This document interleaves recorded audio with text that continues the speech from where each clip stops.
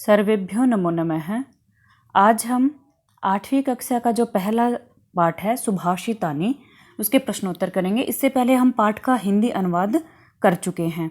अभी हम पाठ को शुरू करते हैं। पहला प्रश्न है, पाठे दत्तानां पद्यानां सस्वर वाचनम कुरुते।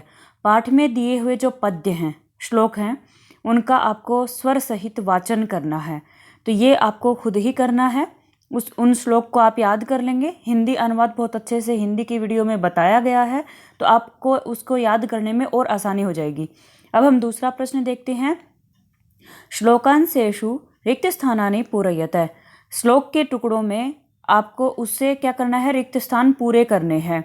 यानी कि जो हमारा श्लोक है पाठ में, उसमें से आपको जो लाइन थी उसमें से आधी लाइन उठा के लिखी हुई है, या उसमें से कोई एक अक्षर काट दिया है और आपको वो अक्षर वहाँ पे लिख करके उस लाइन को पूरा करना है। ठीक है, तो पहला हम देखते हैं क्या है। समुद्रम आसाद्य, फिर है रिक्त स्थान। तो ये एक श्लोक की लाइन थी। इसका जो अगला अक्षर था वो था भवन्त्य पेयः। फिर उससे आगे देखते हैं रिक्त स्थान वचः मधु सुक्तरसम सृजन्ति। वाणियाँ जो है वो मीठा जो रस उसका सृजन करती हैं, मतलब मीठा वाणी जो होती है वो मीठा बोलती हैं। एक तरह से वाणी जो होती है वो उनका मीठा रस ही बनाती हैं। तो इसका जो पहला अक्षर था वो यहाँ पे नहीं लिखा है, आपको वो लिखना है। तो यहाँ पे आएगा श्रुत्वा। श्रुत्वा वचः मधु सुक्त रसम सृजन्ति। अगला है तद भागधेयम रिक्त स्थान पशूनाम। तो यहाँ पे आएगा परमम। वो पशुओं का बहुत ही ज़्यादा सौभाग्य है। अगला है विद्याफलम रिक्त स्थान कृपणस्य सौख्यम। यहाँ पे आएगा व्यसनीनः। ठीक है, विद्याफलम व्यसनीनः कृपणस्य सौख्यम। जो आलसी होता है, व्यसनी होता है, उसका विद्या फल और जो उसका जो विद्याफल है वो क्या हो जाता है, नष्ट हो जाता है। ये इसमें बताया गया है। अब हम अगला देखते हैं। पौरुषम विहाय यह रिक्त स्थान अवलंबते। यहाँ पे ये जो लाइन है इसमें से एक अक्षर आपको छोड़ दिया गया है, वो होगा दैवम। जो मेहनत को छोड़ करके दैवम मतलब भाग्य का सहारा लेता है। अगला है चिंतनीया ही विपदाम रिक्त स्थान प्रतिक्रिया। तो यहाँ पे आपको लिखना है आदावेव। ठीक है, अब अगला प्रश्न देखते हैं। प्रश्नानाम उत्तराणि एक पदेन लिखितः। प्रश्नों के उत्तर आपको एक पद में लिखने हैं। पहला प्रश्न है व्यसनीनः किम नश्यति। जो व्यसनी होता है, बुरी आदतों वाला होता है, उसकी क्या चीज़ नष्ट हो जाती है। हमने पाठ में पढ़ा था उसकी विद्या नष्ट हो जाती है, तो इसका उत्तर होगा विद्याफलम। आगे है कस्य यशः नश्यति। किसका यश नष्ट हो जाता है। तो जो लालची होता है, लोभी होता है, उसका जो है यश नष्ट हो जाता है, तो इसका उत्तर होगा लुब्धस्य। फिर है मधुमक्षिका किम जनयति। मधुमक्खी क्या पैदा करती है। तो हमने क्या देखा था, मधुमक्खी कड़वा या मीठा कैसा भी रस ले, लेकिन वो शहद ही उत्पन्न करती है, तो इसका उत्तर होगा माधुर्यम। ठीक है, अब तीसरे प्रश्न के दो प्रश्न और रहते हैं, वो देखते हैं। मधु सुक्त रसम के सृजन्ति।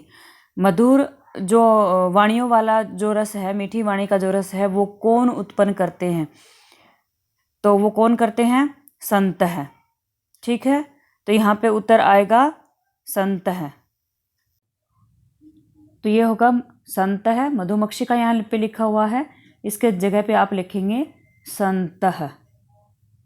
ठीक है, अगला प्रश्न हम देखते हैं। अर्थिनः केभ्यः विमुखा न यान्ति। जो मांगने वाले होते हैं वो किनसे विमुख नहीं होते हैं, यानी कि खाली हाथ नहीं जाते एक तरह से। तो वो हमारा ये था, वृक्ष की विशेषताएं एक श्लोक में बताई गई थी। पेड़ हमें ये चीज़ें देते हैं और उनके पास जो भी मांगने वाला जाता है वो कभी खाली हाथ नहीं जाता।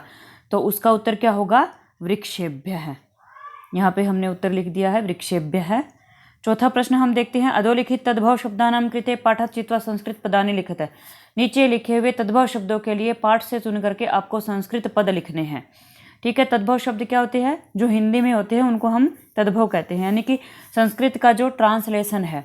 जैसे उदाहरण इन्होंने दिया है कंजूस, यथा दिया है कंजूस, और कंजूस को संस्कृत में क्या कहते हैं, कृपण है। फिर आगे है कड़वा, कड़वा को कहते हैं कटु।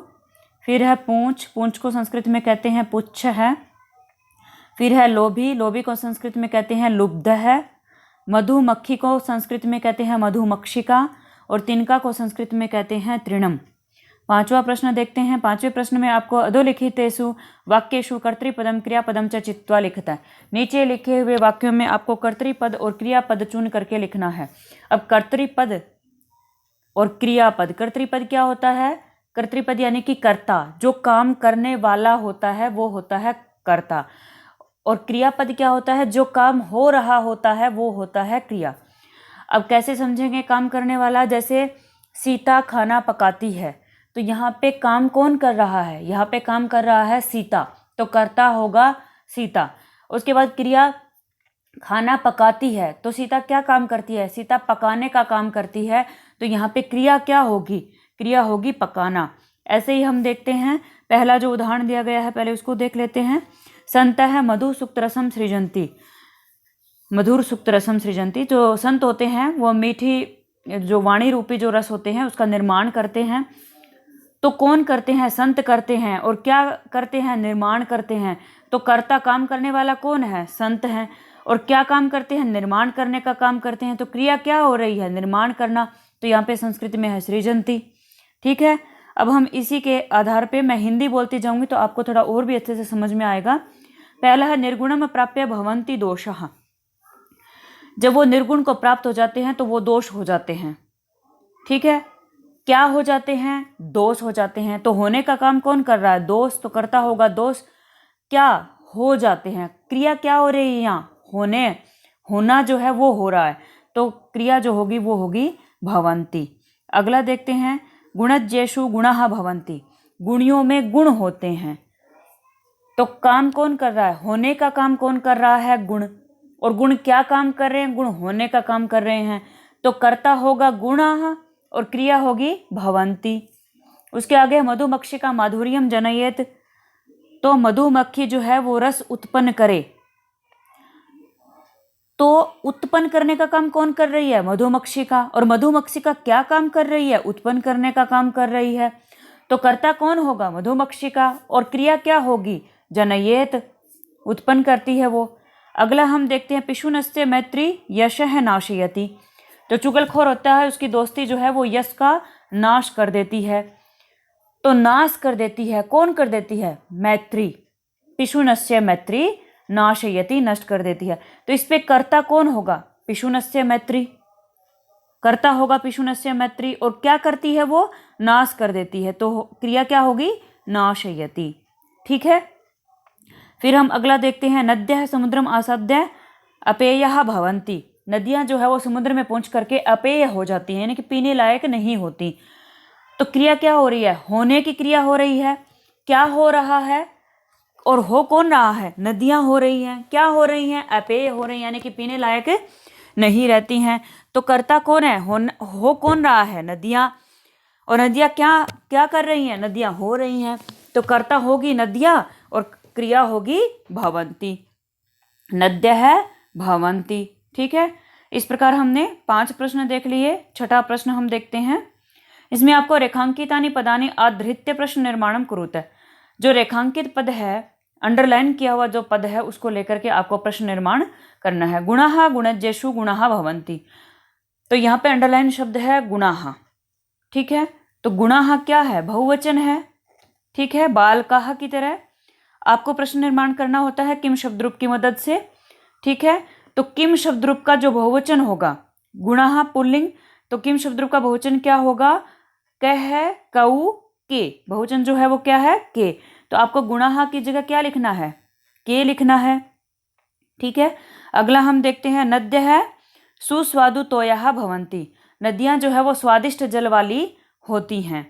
ठीक है, तो यहाँ पे अंडरलाइन शब्द जो है वो क्या है? नद्य है। और नदी शब्द क्या है? स्त्रीलिंग है। तो हम यहाँ पे क्या करेंगे? और बहुवचन है, बहुत सारी नदियां है ना, तो किम का स्त्रीलिंग देखते हैं, क्या होता है? का, के, काहा। तो यहाँ पे नद्यः की जगह पे क्या आएगा? काहा। ठीक है, अगला देखते हैं, लुब्धस्य यशः नश्यति। तो अंडरलाइन शब्द क्या है? लुब्धस्य, लोभी का।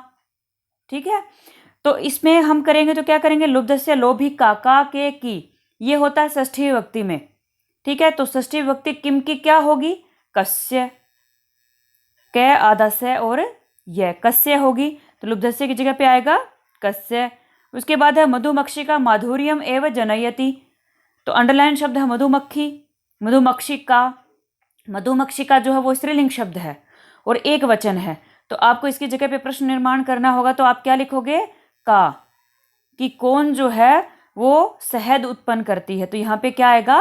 का। अगला है तस्य मूर्धनि तिष्ठन्ति वायसः। तो यहाँ पे जो अंडरलाइन शब्द है वो है मूर्धनि। मूर्धनि का अर्थ है सिर पर। तो हम कहते हैं में पर। में पर कौन सी विभक्ति में आता है? सप्तमी विभक्ति में आता है, ठीक है। और ये एक जगह भी है, तो जगह के लिए हम अगर प्रश्न बनाते हैं तो हम कहते हैं कहाँ पर, और कहाँ की संस्कृत क्या होती है? कुत्र होती है। और अगर हम सप्तमी विभक्ति से बनाएं, आप यहाँ पे कुत्र भी लिख सकते हो, और अगर हम किम की सप्तमी विभक्ति से बनाएं तो यहाँ पे मूर्धनी यानी कि सिर पर। हम कहेंगे किस पर, तो इसकी जो सप्तमी बनेगी किम शब्द रूप की वो बनेगी कस्मिन, ठीक है, किस में या किस पर, ठीक है। यहाँ पे जो न है, न जो यहाँ पे कस्मिन में है वो हलंत है, ठीक है। कस्मिन का जो न है यहाँ पे वो आप हलंत लगाओगे, कस्मिन। अब हम 7वां प्रश्न देखते हैं। 7वें प्रश्न में आपको उदाहरण अनुसारम पदानि पृथक कुरुत है। उदाहरण के अनुसार आपको पद पृथक करने हैं, ठीक है।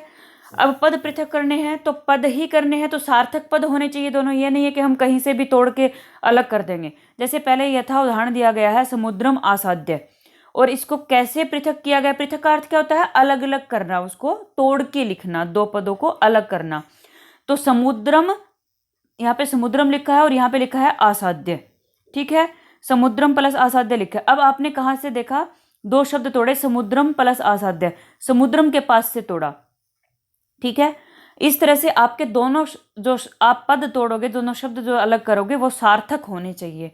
नहीं तो हम कहीं भी मात्रा देखेंगे वहीं से अलग कर दे। जैसे माधुर्यम में हमने जैसे ही मैं में आ देखा, हम अलग करने की कोशिश करते हैं, मैं प्लस आधुर्यम में, तो वो गलत हो जाता है। बहुत सारे बच्चे ऐसे कर देते हैं। तो पहला है माधुर्यमेव, ठीक है। तो आप इसमें से क्या कैसे अलग करोगे? माधुर्यम प्लस एव, ठीक है। वैसे आपको जो इसमें 4-5 जो है वो एव ही अलग हो रहा है, तो ये आपको समझना भी कठिन नहीं होगा। 4-5 जो शब्द हैं एक को छोड़ करके सब में एव को ही अलग किया जा रहा है, ठीक है। तो पहला बनेगा माधुर्यम प्लस एव। आगे है अल्पम एव। अल्पम का अर्थ होता है थोड़ा, एव का अर्थ होता है ही। तो आपको अल्पम और एव को अलग करना है, अल्पम प्लस एव बन गया आपका। फिर है सर्वम एव, यहाँ पे बनेगा सर्वम एव। सर्वम मतलब सब, एव मतलब ही। फिर है दैवम एव, भाग्य ही। दैवम का अर्थ क्या होता है? भाग्य। एव का अर्थ होता है ही, तो यहाँ पे शब्द बना दैवम एव। फिर है महात्मा ना मुक्ति ही। तो यहाँ पे जब हम इसका करेंगे तो यहाँ पे अलग अलग शब्द बनेंगे, वो होंगे महात्मा नाम प्लस उक्ति ही। महात्माओं की उक्ति क्या होता है? वचन होता है। फिर आगे क्या है? विपदाम माधवेव। यहाँ पे 3 जो है वो अलग होंगे, 3 पद है यहाँ पे। पहला आपका बनेगा विपदाम। विपदाम का अर्थ क्या होता है? मुसीबत। फिर अगला यहाँ से आपका बनेगा आदौ, यानी कि शुरू में। फिर है एव, ही। विपदाम आदौ एव, मुसीबतों को शुरू में ही, ठीक है। इस प्रकार हमने जो 8वीं कक्षा का पहला पाठ है सुभाषितानि, उसके प्रश्नोत्तर किए। अगर आपको हमारी वीडियो पसंद आए तो लाइक, शेयर और सब्सक्राइब कीजिए, और इससे संबंधित जो भी सुझाव हैं वो आप हमारे कमेंट बॉक्स में लिख सकते हैं। धन्यवाद।